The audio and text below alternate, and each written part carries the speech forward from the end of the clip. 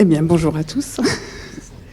Et merci d'accueillir la présentation de cette initiative qui, comme vous le voyez, ça s'appelle Mon réseau cancer proche, on reviendra tout à l'heure, et non pas Mon réseau cancer aidant, parce que la logique qui a prévalu à la constitution de ce réseau, c'est justement de toucher des proches qui, à un moment donné, vont peut-être devenir des aidants. Et c'est cette idée d'accompagner aussi dans le temps cette démarche. Alors d'où vient Mon réseau cancer proche? C'est une initiative... Ah, voilà, ça y est, moi aussi je suis trop rapide, c'est sensible. C'est une initiative de l'association Passion Réseau que certains connaissent, qui développe des réseaux sociaux privés, anonymisé, sécurisé sur 4 pathologies de cancer. Ça a été initié autour de Mon réseau cancer du sein en 2014, puis est venu Mon réseau cancer du poumon, Mon réseau cancer gynéco, Mon réseau cancer colorectal et le petit dernier. Alors je trouve que c'est très ambitieux qu'on ait mis 24 parce que objectivement ça a démarré plutôt en 25. C'est une association qui est donc avec un ADN complètement digital, et qui par ailleurs fait pas mal de choses, des webconférences dédiées. On a beaucoup de choses qui ont été faites avec des partenaires de Cancer Contribution, par exemple. On a aussi fait l'association est coporteuse d'un article 51 en télésurveillance et produit on va dire des éléments pour répondre à des besoins non couverts. Et c'est ainsi qu'a été fait un serious game sur l'immunothérapie dans le cancer du poumon, au moment où Covid oblige. Il n'y avait plus beaucoup de TP en établissement pour expliquer ce qu'était que l'immuno, et ça a permis d'avoir un accès à l'information de chez soi, que ce soit pour les patients, mais aussi pour les proches. Et c'est une association qui est fortement... et de plus en plus impliquée en démocratie, en santé, qui fait beaucoup qui s'attache à faire de la sensibilisation, de la prévention, et d'être présent dans plusieurs établissements. Il fait de la contribution à la Haute Autorité de Santé, aussi extrêmement régulièrement. Alors, c'est pas sensible toujours. C'est pas ici qu'il faut passer le truc. C'est vers l'ordinateur, moi, qu'il faut.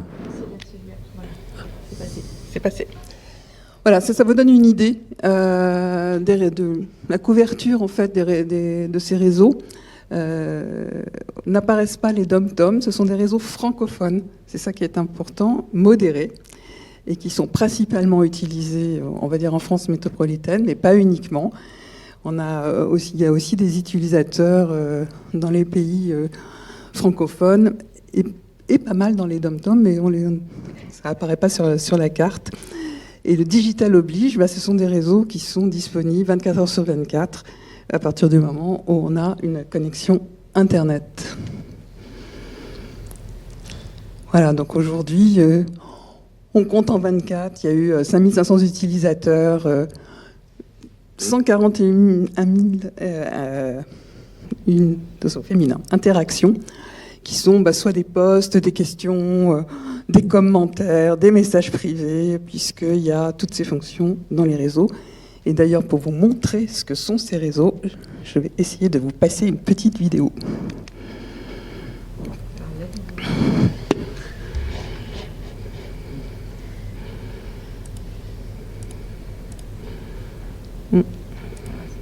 C'est le bas de l'écran, c'est tout en bas. Il y a une flèche. Ouais, ok, il faut... Merci.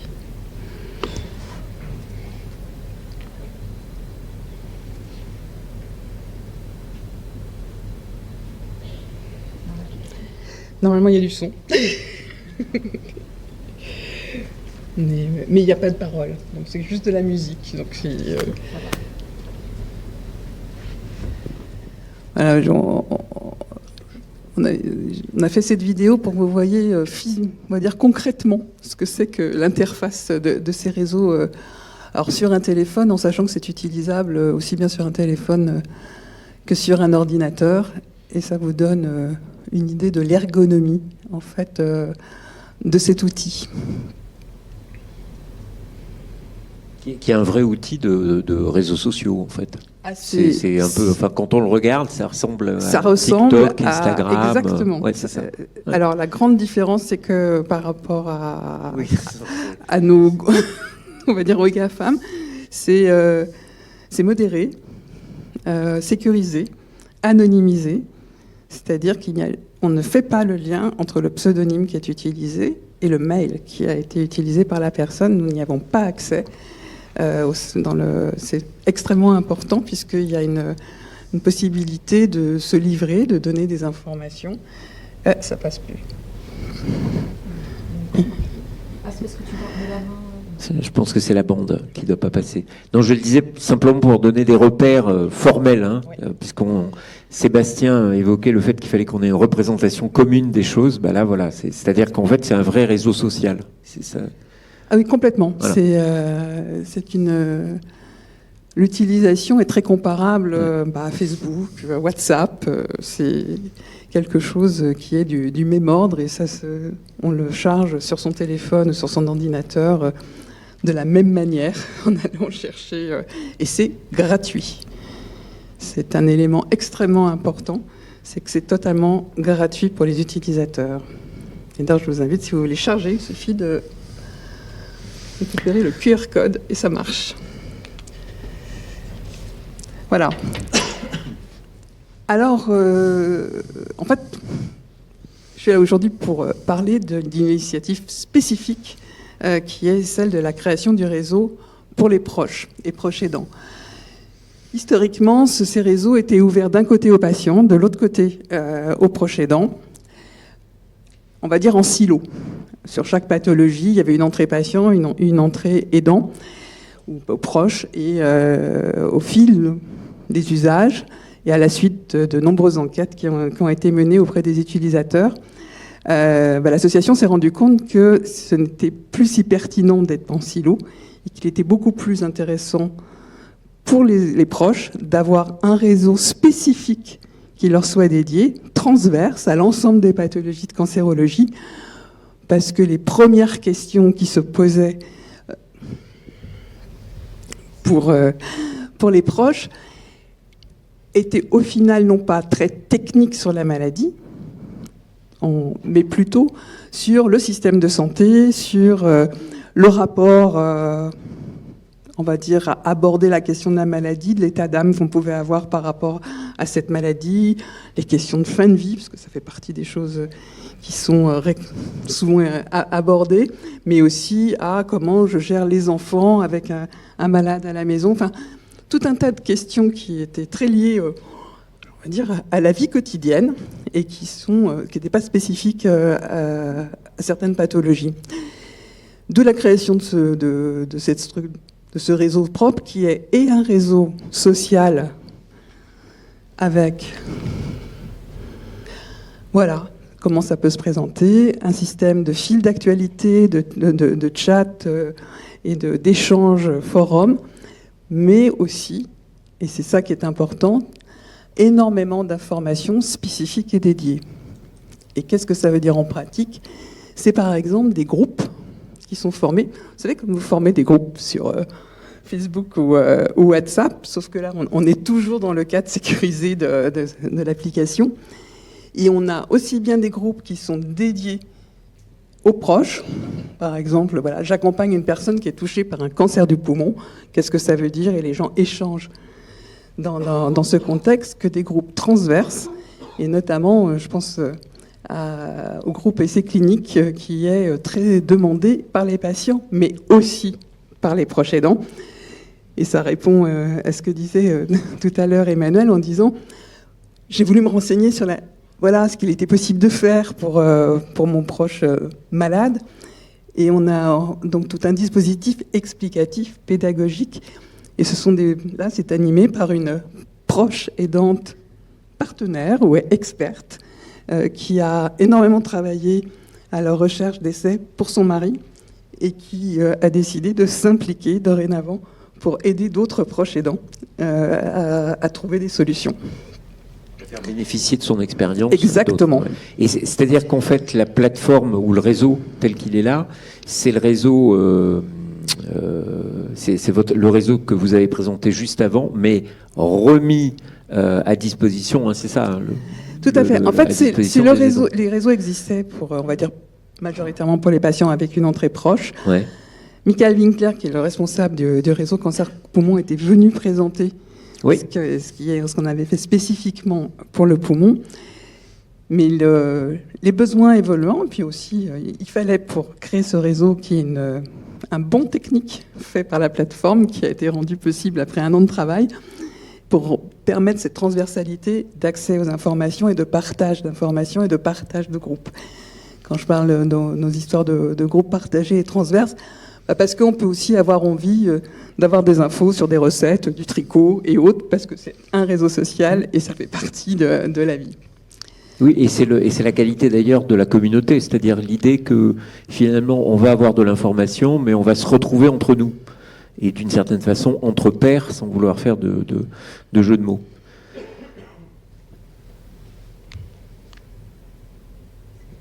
J'arrive pas à passer à la... C'est bon. Donc, on trouve aussi un certain nombre d'animations et d'événements, alors d'animations qui sont des animations en ligne, mais qui font aussi communauté et partage. On a un partenariat notamment avec Kipling, qui est une application qui fait marcher les gens sous forme de jeux ludiques et qui propose aussi des séances de gym. Et on compose des équipes, et c'est quelque chose qui est humain, au-delà du fait que ça oblige... Chacun s'oblige à marcher un peu plus pour remporter des points, mais aussi pour faire gagner son équipe. Et ça permet des échanges d'une qualité à l'intérieur des équipes qui est assez incroyable. Moi, je trouve que ce qui est le plus marquant dans ces réseaux, c'est au final l'humanité et les relations humaines qui se créent entre les personnes. C'était le cas entre les patients et entre les proches, eh bien, ça démarre, mais on sent bien que c'est exactement la même chose, en sachant aussi que sont présents, et dans les groupes et dans les chats proposés, des patients experts et des aidants experts qui peuvent répondre à des questions beaucoup plus précises. Et puis, on a eu, sur cette plateforme, beaucoup de questions sur « je vous pose les questions que je n'ose pas poser à mon proche malade ».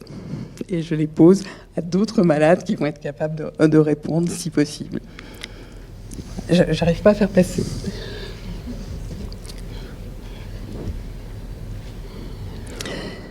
Voilà, donc toujours ce que vous pouvez trouver, des dossiers d'information qui sont soit techniques, soit des brochures, soit de services. Et l'idée étant d'être facilitateur.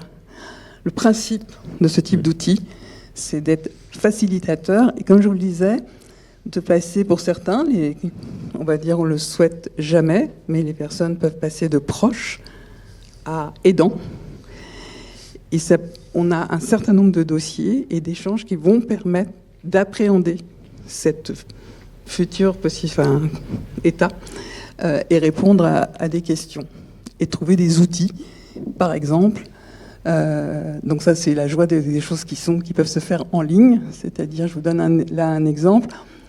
On a la possibilité, on a un annuaire de ressources. On donne évidemment la ressource. Les gens cliquent.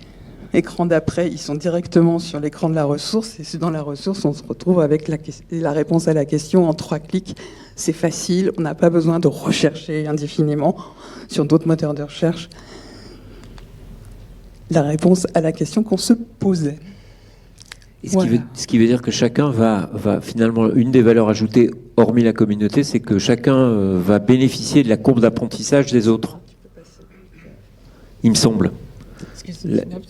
La grande force de l'affaire, hormis, mais c'est la force de la communauté, c'est le fait que chacun va bénéficier de la courbe d'apprentissage des autres. C'est-à-dire qu'on ne va pas refaire 10 fois un truc qui a déjà été fait ailleurs et on va immédiatement en bénéficier. Et vraiment, on va dire, tout le principe de ces réseaux, c'est cette paire et danse. C'est d'avoir un échange et on se rend compte que elle existe entre proches, avec une... Moi, je suis toujours extrêmement étonnée de voir les réponses apportées au sein du chat communautaire quand quelqu'un pose une question sur résoudre un problème, une situation, même une réaction par rapport à un effet secondaire. Immédiatement, des personnes répondent, et toujours de façon extrêmement bienveillante, extrêmement orientatrice, et je vous rappelle, c'est modéré, donc il n'y a jamais de... on va dire, de réponse dangereuse. Voilà, c'est important de le préciser. Mais cette communauté est une force incroyable.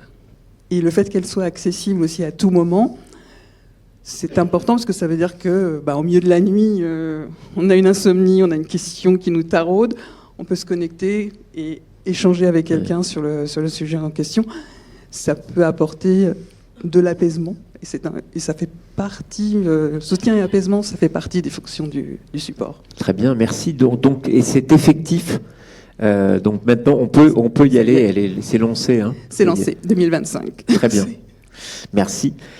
Merci beaucoup. Peut-être des questions, puisque je pense que ce sera plus simple de les prendre tout de suite. Je vois qu'une main se lève. Je vais même venir vers vous si jamais... Oui, bonjour, Christelle Girardet. Moi, j'ai une expérience de proche aidante. Voilà. Et moi, j'ai eu la chance de croiser le chemin de Accueil Famille Cancer qui m'a beaucoup aidée. Ma première question, c'était, il y a un réseau, mon réseau cancer, non spécifique, parce que ma fille, c'était un cancer rare. Donc, ça rentre pas dans les cases, quoi. Donc, alors, un réseau cancer c'est un réseau général qui s'appelle Mon Réseau Cancer, et donc qui est générique pour l'ensemble des patients. Sur les pathologies spécifiques, pour le moment, il n'y aura pas de réponse particulière sur des cancers rares ou sur des cancers pédiatriques, y compris parce que sur les cancers pédiatriques, il y a des associations extraordinaires qui existent et qui font un travail vraiment extrêmement important. On trouvera, les parents concernés trouveront là du soutien, trouveront, on va dire, des choses qui relèvent plutôt de la vie quotidienne ou d'appréhension du système de santé. Et le réseau, donc mon réseau cancer proche, il a bénéficié finalement et de l'expérience, on parlait de cours d'apprentissage, du réseau qui a généré. Voilà, c'était juste pour comprendre complètement. Et c'est aussi un réseau qui recueille des besoins, et pour répondre, c'est un peu différent, mais on participe à la construction de plaidoyers.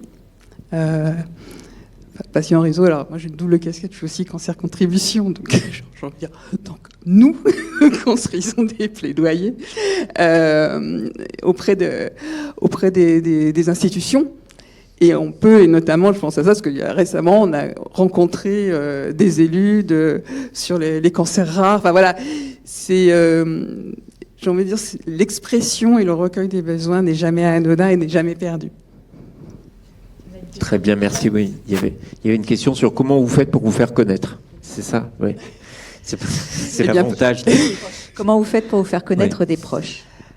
Eh bien, c'est une des difficultés. On va être aussi, je vais être franche, c'est une vraie difficulté. C'est pour ça que la semaine dernière, on était présent à Gustave Roussy, on a échangé dans l'espace patients aidants pour expliquer ce qu'étaient ces plateformes, de façon à ce que les personnes qui en ont la charge puissent donner le flyer et communiquer l'information aux personnes qui viennent les solliciter en entretien.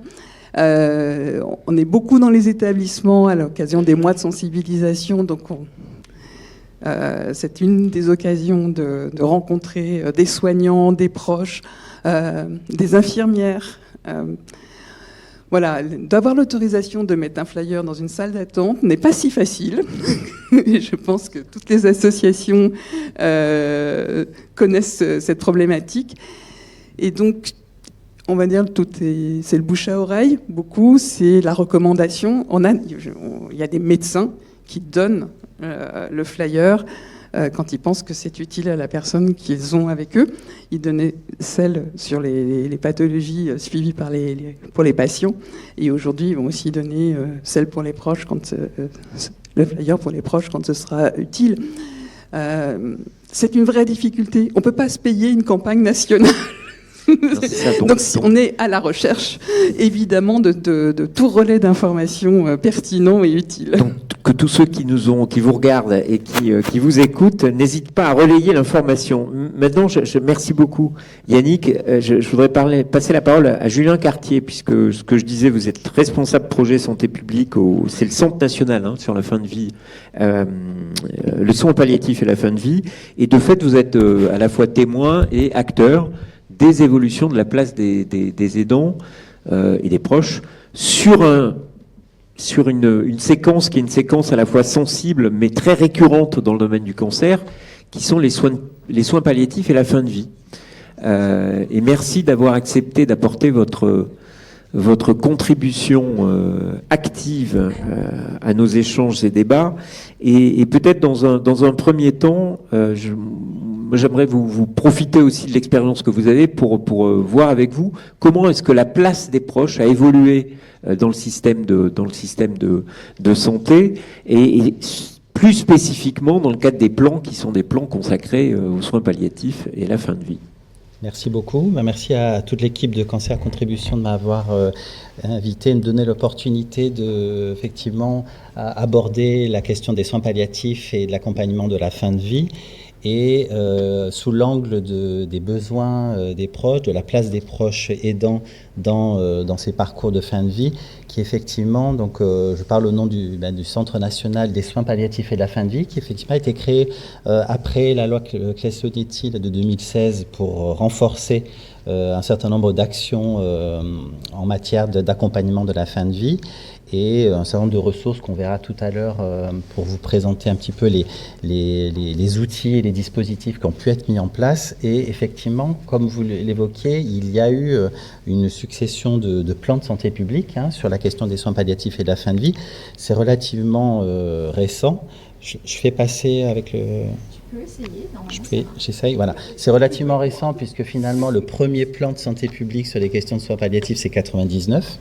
Donc de 99, et c'est succédé des plans à 3 ans, échéance 3 ans, et on pourra justement discuter des limites que peuvent avoir ces plans à 3 ans dans à la fois les investissements, mais aussi dans la mise en œuvre concrète des actions et leur évaluation et leur impact, pour ensuite être implémentés sur l'ensemble du territoire, où cette question des aidants, qui traverse toutes les pathologies, finalement était peu intégrée dans les plans de santé publique il y a 20 ans, et puis dans les premiers plans cancer que j'ai pu accompagner à l'époque pour la Fédération des centres de lutte contre le cancer, finalement on misait davantage sur un certain nombre d'approches biomédicales, thérapeutiques, les innovations, et que finalement l'information, l'accompagnement des aidants n'était pas dans les priorités de santé publique de l'époque. Mais elles se sont injectées progressivement dans les différents plans, et dans les plans de santé soins palliatifs, vous voyez que finalement on est arrivé en 2021 sur un plan à 5 ans, dans lequel, là, véritablement, il y a eu des mesures qui étaient complètement dédiées, donc des mesures, mais aussi des moyens dédiés aux proches aidants. Alors, l'idée, c'était aussi d'articuler ces plans avec les autres plans, plan cancer, plan aidant, plan précarité, plan maladie neurodégénérative, hospitalisation à domicile, et progressivement d'articuler les mesures qui étaient proposées dans ces plans, en particulier le 5e plan, avec les autres mesures, donc notamment là, actuellement le plan aidant qui a mis un petit moment à se mettre en place, mais qui maintenant va véritablement être en interaction avec les différents plans de santé publique. Je voulais vous parler plus du dernier, puisque là, finalement, le 5e plan s'est achevé fin 2024. Et dans les mesures de ce plan, il y avait vraiment une mesure dédiée à favoriser l'appropriation anticipée des droits en faveur des personnes malades et des proches aidants en fin de vie. Et donc, concrètement, il s'agissait à la fois de développer, renforcer l'offre d'informations sur ces enjeux, de mieux faire comprendre l'importance des directives anticipées, de la désignation d'une personne de confiance, des questions d'obstination déraisonnable, des questions de sédation profonde et continue maintenue jusqu'au décès, toutes ces thématiques-là qui vont intéresser des parcours cancérologie, mais d'autres parcours d'autres pathologies.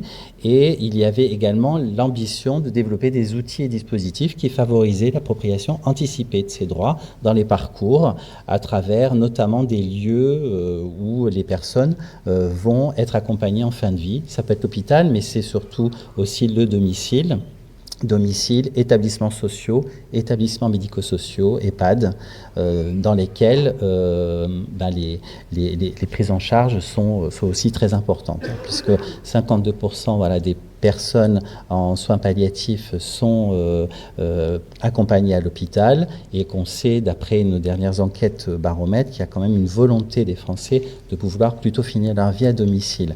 On se rend compte qu'il y a un gap entre finalement la préférence majoritaire des Français d'avoir une fin de vie à domicile étant entendu lieu de sa maison, son appartement lorsque c'est possible, mais ça peut être aussi des domiciles partagés, ça peut être un EHPAD, ça peut être un établissement d'accueil, et ces difficultés-là viennent du fait aussi que l'offre en soins palliatifs était relativement insuffisante, et que la volonté de ces plans de santé publique était de renforcer l'offre en soins palliatifs pour couvrir un maximum de besoins. Donc il y avait cet enjeu dans le plan qui est accéléré, je dirais, de manière plus récente avec une stratégie. Comme la cancérologie, comme vous le disiez Gilbert Lenoir, est modélisante, on engage une stratégie décennale des soins d'accompagnement. Donc ça, c'est une vraie volonté politique sur 10 ans, avec là un angle extrêmement fort pour soutenir les aidants, avec, je vous ai synthétisé dans cette slide les mesures principales qui concernent principalement les proches aidants. Je parlais de l'offre de soins palliatifs, c'était de pouvoir peut-être créer des nouveaux dispositifs chaînon manquant entre l'hôpital et le domicile pour des personnes, notamment les plus vulnérables, qui, pour des situations environnementales, socio-économiques, de perte d'autonomie, ont besoin de lieux pour améliorer leur fin de vie. Donc ce sont ces maisons d'accompagnement pour lesquelles le gouvernement s'est engagé à en créer déjà une dizaine dans la prochaine année, en offrant cette alternative. Un cahier des charges national est en train d'être consolidé pour que, via les ARS, les établissements et associations et structures qui souhaitent s'engager dans ce type de dispositif puissent candidater et en créer. Ça peut être des formes très hybrides, mais c'est la volonté de cette stratégie, c'est de créer un nouveau statut d'établissements qui viennent compléter l'offre aujourd'hui disponible. Et puis en termes aussi de mesures, je trouvais que c'était important de dire qu'effectivement l'information est à renforcer, développer les outils, la communication, et également en réponse à des besoins, tout l'aspect administratif et social pour offrir une offre plus avantageuse d'accès au congé des proches aidants, d'indemniser mieux, et puis la simplification aussi administrative, de simplifier l'accès à ces ressources et aussi de la connaissance de ces ressources pour que les personnes puissent rapidement activer plein d'aides. Et on a d'ailleurs dans un guide produit une liste de toutes les aides possibles. C'est ce que j'allais dire, vous avez mis en place un guide aujourd'hui. Oui. Ouais. Elle est en ligne, et puis je vais vous en parler tout à l'heure. Je voulais dire aussi que sur les proches aidants, il y a un fort lien dans la stratégie faite avec les bénévoles d'accompagnement, puisqu'il y a une volonté de développer le bénévolat de manière plus large, accompagnement fin de vie, mais aussi service. C'est-à-dire qu'on voit aussi dans les besoins des aidants, il peut y avoir à des moments besoin de faire garder son animal de compagnie, d'aller récupérer des courses, d'aménager sa maison, de louer du matériel, d'avoir des voisins vigilants sur une période, ramener les enfants à l'école, trouver des temps intermédiaires. Et donc il y a une diversité où accéder à des paniers alimentaires et d'être en lien avec des associations diverses et variées qui ne sont pas forcément centrées sur les soins palliatifs, la fin de vie ou la maladie, le cancer ou autre, mais qui vont être dans un accès à des services différents. Et quand on dit services, ça peut être aussi des services en ligne, services numériques, ça peut être des outils numériques qui peuvent être proposés.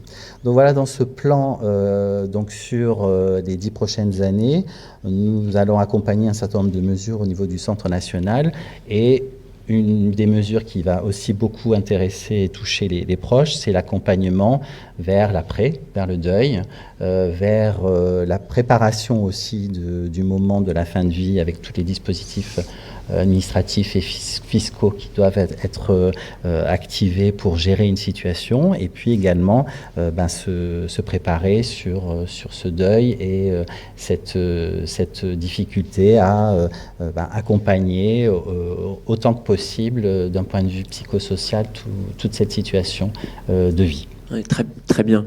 Comme le temps tourne, oui. Peut-être vous avez mis en place ce guide, un guide qui est un guide de ressources. Absolument. Peut-être si vous pouvez nous présenter un peu aussi à quoi il ressemble, oui, et qui peut y avoir accès. Voilà. Physiquement ici, vous pouvez le récupérer sur le stand.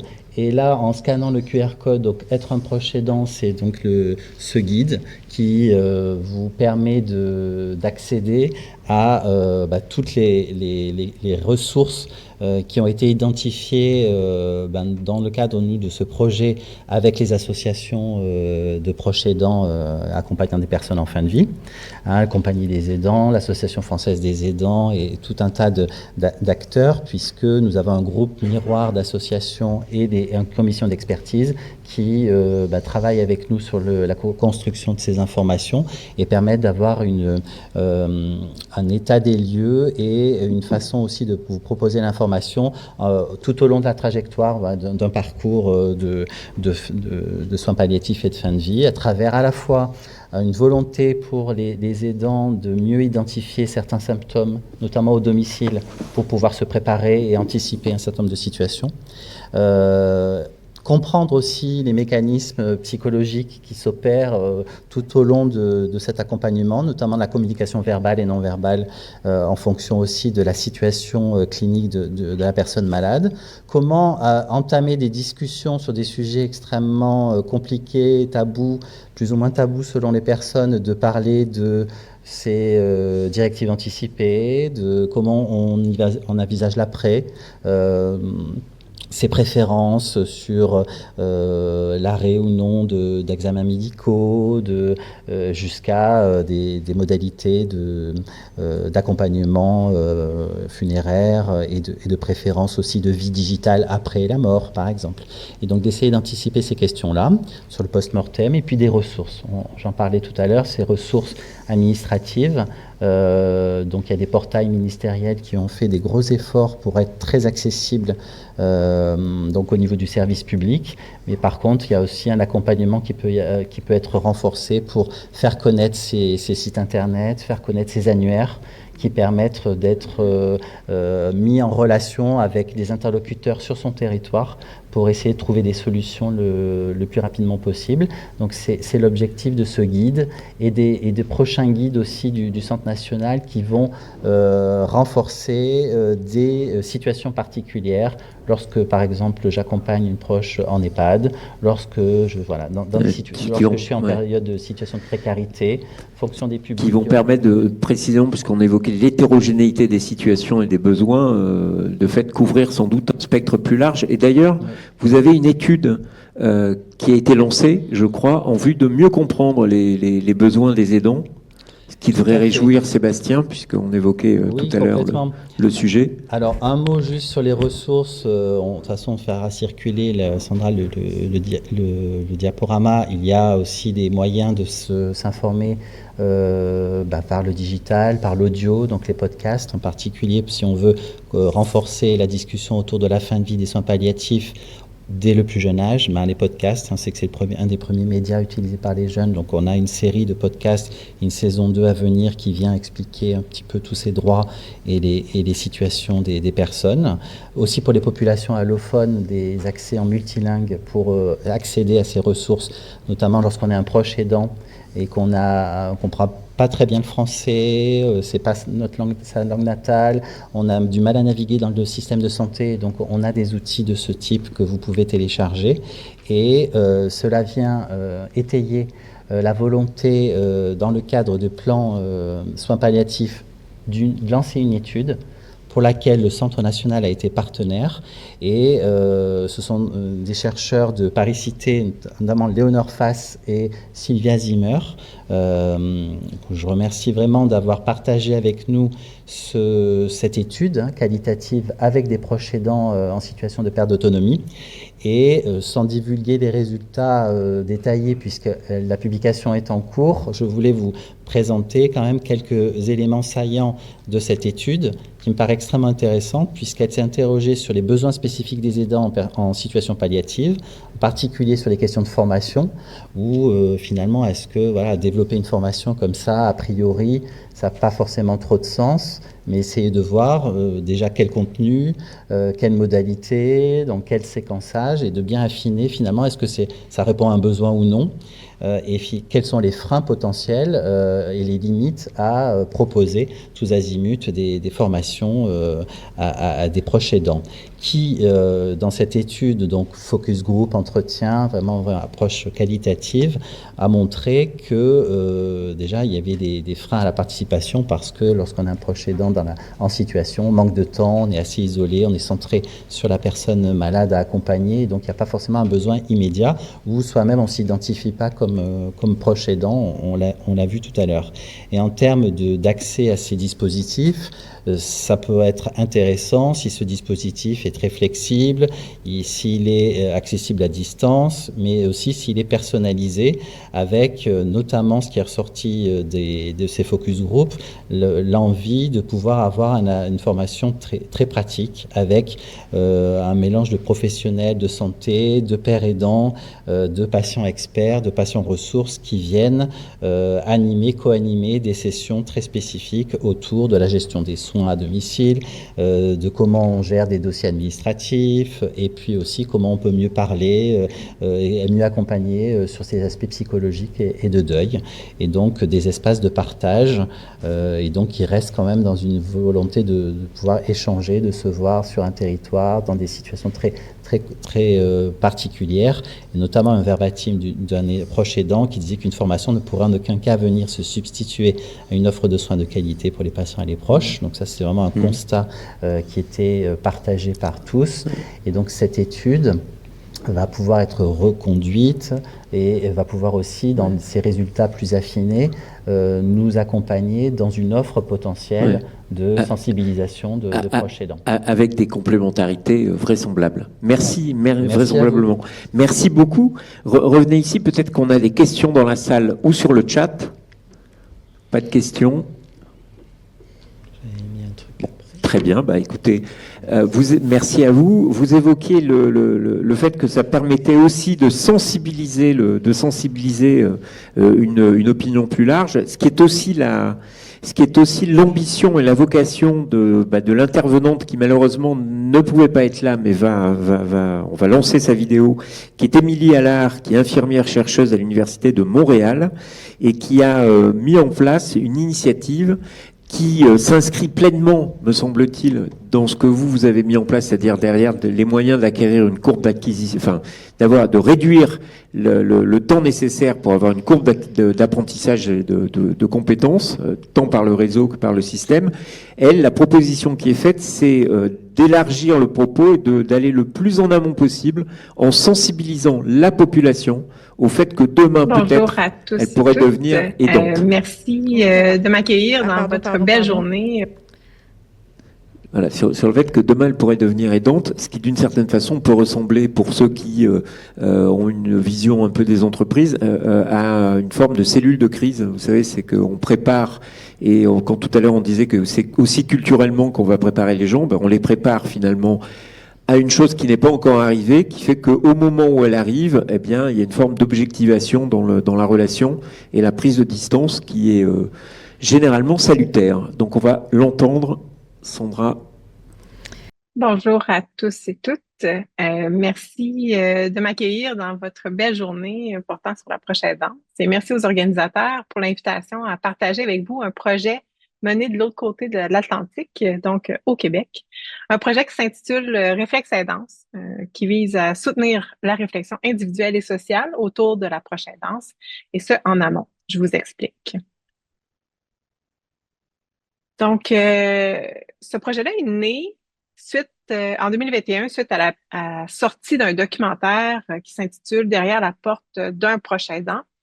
À la fin du documentaire, il y a coup sur coup une chercheuse en proche aidance, Francine Ducharme, et la directrice générale de l'appui pour les proches aidants, un organisme au Québec en proche aidance, donc Magali Dumas, qui pose des questions telles que est-ce que la nouvelle génération, soit les jeunes, va vouloir rester à la maison pour donner des soins à leurs parents et est-ce qu'il faudrait pas s'en parler?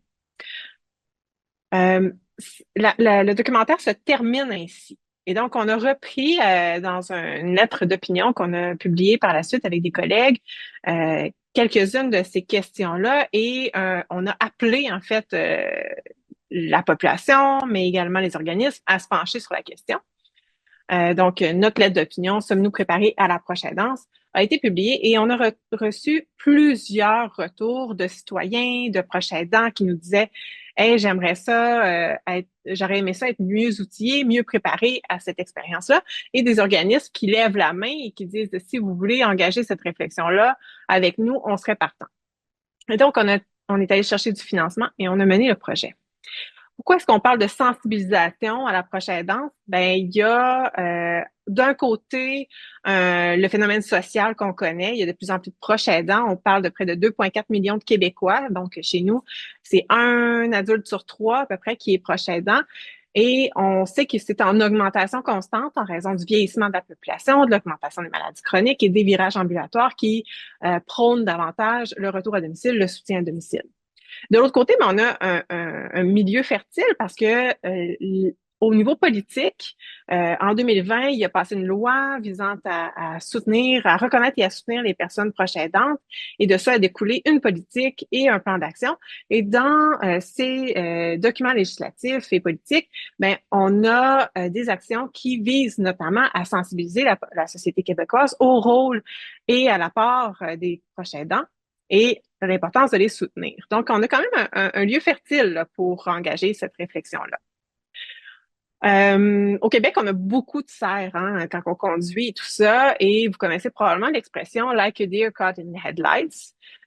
Donc, quand on conduit, nos chevreuils sur l'autoroute vont figer quand ils vont voir les lumières des autos ou encore vont aller dans tous les sens. Donc, ils sont très désorganisés et les organismes en proche aidance nous disent que quand les proches aidants arrivent finalement à les consulter, à aller chercher de l'aide, ils sont souvent aussi désorganisés, aussi désorientés et souvent ils arrivent trop tard. Donc, quand ils frappent le mur, ils sont épuisés.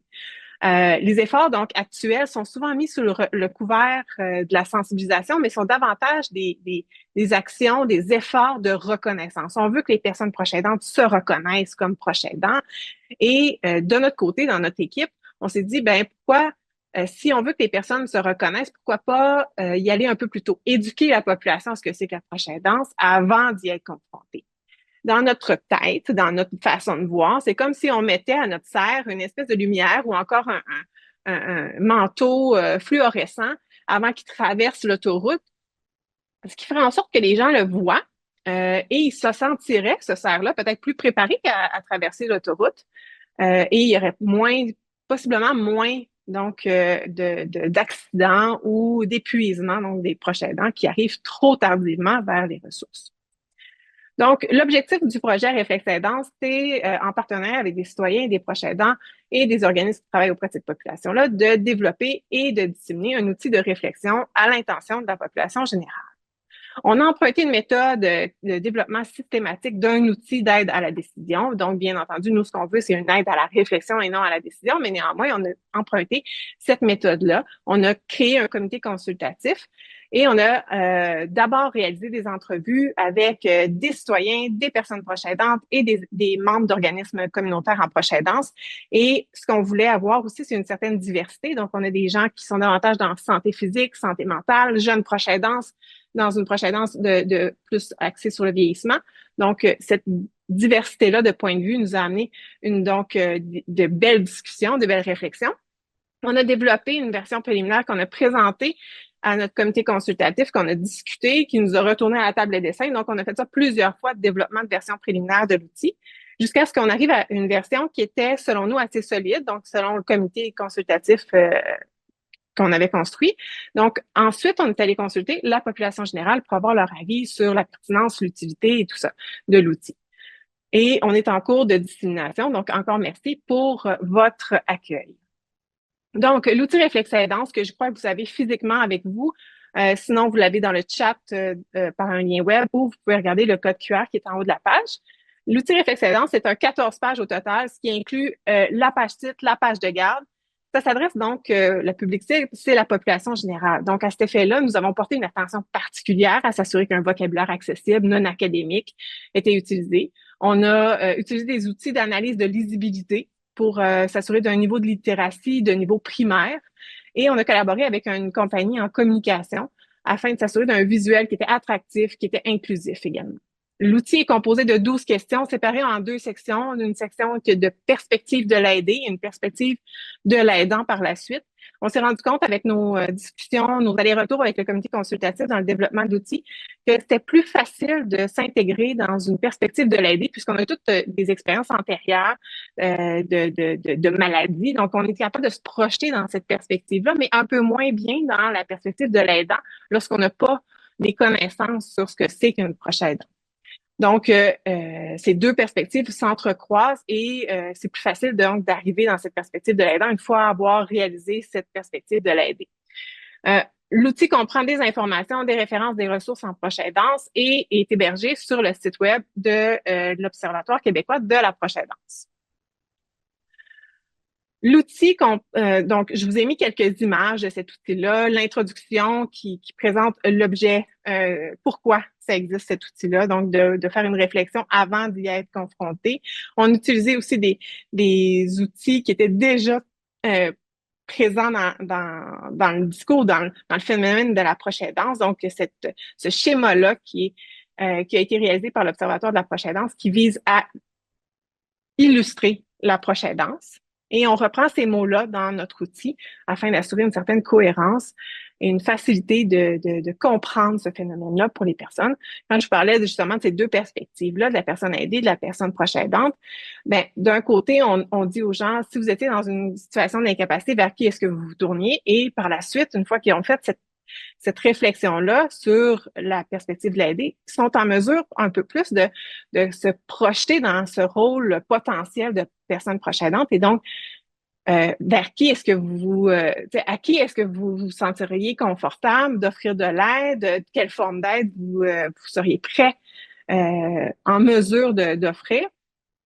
On les invite à réfléchir à leurs forces, à leurs limites, ainsi de suite. En conclusion, on les invite à réitérer cette réflexion-là plus d'une fois parce que nos contextes de vie changent et donc notre potentiel de rôle de personne proche aidante peut également évoluer en cours de vie. On a des ressources qui sont nationales en proche aidance et on invite d'ailleurs les organismes communautaires avec qui on œuvre de mettre leurs ressources régionales un peu dans l'outil pour l'adapter. Quand on est allé voir la consultation publique, les gens se sentent très satisfaits de l'outil, tant sur le plan de l'utilité, de l'accessibilité, de la pertinence. Néanmoins, ils nous rapportent que c'est important d'aller là où les gens sont pour s'assurer que l'outil soit bien vu. Donc, par exemple, les pharmacies, les bureaux de médecins, les bureaux de dentistes, là où les gens sont en attente et seraient prêts à s'engager dans une certaine réflexion. C'est aussi une réflexion qui est difficile à tenir. Néanmoins importante et les gens nous disent peut-être que c'est une réflexion qui serait à tenir aussi au niveau du système familial. Donc, c'est aussi une réflexion qui peut être sociale et non pas juste individuelle. Selon nous, les retombées, ben, c'est que ça pourrait amener une meilleure préparation individuelle à ce rôle potentiel-là, hein, d'imaginer nos forces, nos limites, on peut se projeter un peu plus le moment venu, meilleure connaissance des ressources aussi qui seraient accessibles, une meilleure reconnaissance des personnes proches aidantes autour de soi. Si je suis sensibilisée à ça, peut-être que je vais mieux les identifier autour de moi, les référer vers les bonnes ressources. Et pour les organismes qui travaillent en proche aidance et qui veulent faire des activités de sensibilisation, ben, c'est un outil de plus dans leur trousse qu'ils peuvent adapter, qu'ils peuvent utiliser pour leurs services et leurs activités. Donc, en conclusion, je voulais remercier mes collègues, les membres du comité consultatif, les organismes partenaires et l'organisme de financement qui nous a soutenus dans ce projet. Je vous souhaite une agréable fin de journée.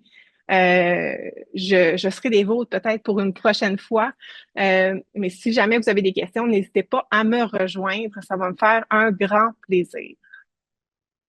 Comme ça, spontanément, ça vous fait réagir et l'une et l'autre? Ah, moi, j'avoue que je trouve ça extrêmement pertinent. Parce que dans un chemin de vie, je pense qu'on a totalement tendance à oublier, il y a du déni sur le fait qu'un jour, on sera confronté, de fait, à une problématique d'aidance, à de l'accompagnement de fin de vie. Je veux dire, à moins de mourir très jeune d'un accident brutal, ça va concerner tout à chacun. Et c'est quelque chose qu'on n'intègre pas forcément, on n'a pas forcément envie de le voir. Je pense qu'il y a vraiment du déni sur le sujet et de sensibiliser pour une prise en compte, pour que demain, alors après c'est moi quelque chose sur lequel je veux dire, je milite, c'est l'idée que la société prenne en compte réellement tous ces parcours de vie et les intègre et en tienne, voilà, et qu'on soit dans un travail pour que chacun puisse vivre l'ensemble de ces moments le mieux possible. Et donc ça veut dire évidemment de les anticiper. Je partage effectivement cette idée qu'il faut peut-être plus communiquer, renforcer la communication auprès de tous les publics et de la population. Alors nous, on va avoir la chance au Centre national de pouvoir conduire une campagne nationale, de renouveler des campagnes nationales grand public sur la question des soins palliatifs et de la fin de vie, où il y a quelques années, il y en a eu une, et la fin de vie, et si on en parlait, qui avait eu un bel impact, et avec des affiches partout, un site internet, des supports. Et donc, cette année, il devrait y avoir, dans le cadre de la stratégie décennale, une nouvelle campagne qui sera mise en œuvre. Et également, un volet autour de la population. Donc, on souhaiterait, on commence à le faire, communiquer avec les collégiens, les lycéens sur ces enjeux d'accompagnement de la fin de vie, puisqu'en plus on sait aussi que les jeunes, voilà, vous le savez, les jeunes aidants sont aussi très concernés et on est très attentif aussi à communiquer auprès des jeunes aidants sur ces enjeux d'accompagnement de soins palliatifs et de fin de vie, et également auprès de populations, je dirais la société civile dans son ensemble, et ça va être dans le cadre par exemple d'un kit de sensibilisation qui va être à disposition en numérique pour les assureurs, les banquiers, tout un tas de professionnels que l'on rencontre au quotidien et que la population rencontre dans le cadre quand je souscris un prêt, quand j'écris mon testament ou j'organise un certain nombre de choses. Donc voilà, les travailleurs sociaux et les professionnels qu'on oublie un peu dans les actions de prévention d'une manière générale, c'est tous les professionnels qui sont en médiation avec la population. Très bien. Merci beaucoup. C'est d'autant plus important, il me semble, que quand on regarde les chiffres d'interviews de personnes en entreprise, j'ai que les chiffres dans l'entreprise, il y a à peu près 90% des salariés qui vous disent qu'ils pensent qu'ils sont ou seront concernés par la situation d'aide. Il y a 90% de gens dans les 5 ans. Donc ça milite effectivement, c'est un peu comme la question du deuil, au-delà même de la fin de vie, c'est que la question du deuil, qui est aujourd'hui un impensé, alors que chacun, avec certitude, sera confronté à la question du deuil. Enfin, c'est sans doute la seule certitude qui reste dans un monde incertain, c'est la question du deuil. Merci infiniment. Et puis, et on se retrouvera de toute façon tout à l'heure dans les ateliers. Je ne sais pas si vous resterez avec nous. Écoutez, mais donc on se retrouvera un jour ou l'autre. Merci beaucoup. Merci.